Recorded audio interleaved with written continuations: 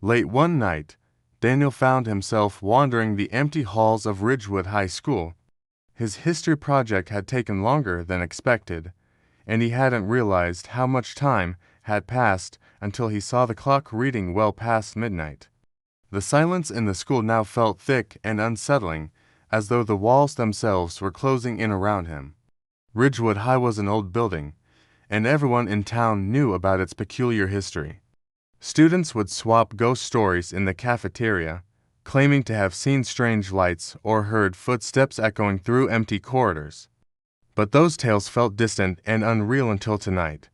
Daniel turned the corner to head toward the exit, but something caught his eye. Down the hallway, near the old science lab that no one used anymore, a faint, unnatural glow flickered. It was soft at first, like the warm light of a candle, but as he stared, it seemed to pulse and brighten. He knew he should just keep walking. Mystery for the morning, but curiosity tugged at him, stronger than common sense. With hesitant steps, he began to approach the light. As he drew nearer, he realized it was coming from a small storage room that, as far as he knew, hadn't been unlocked for years. Everyone called it the ghost room. Whispers around school claimed it was where a girl named Emily had vanished without a trace decades ago. She had stayed late one night, working on a science project, and had been last seen heading toward this very room. The police had searched everywhere, but no one ever saw her again.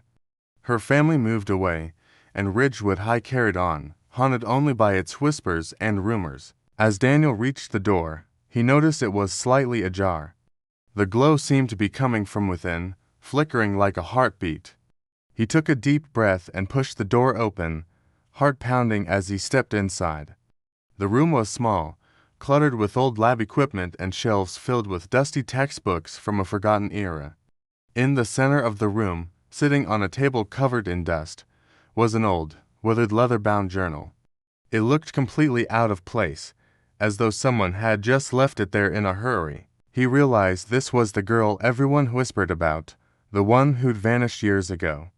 Who are you?" Daniel stammered.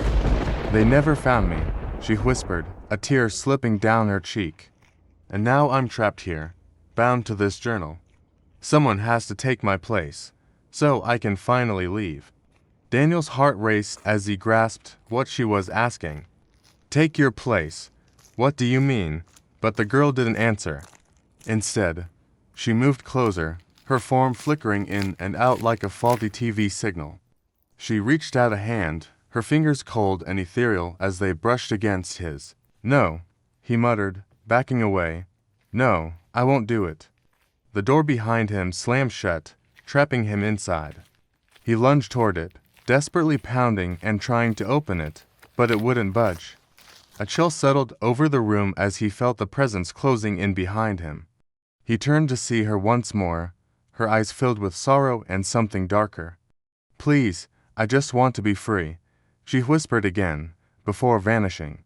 In that moment, the journal in his hands grew cold, and his name appeared, inked across the last page.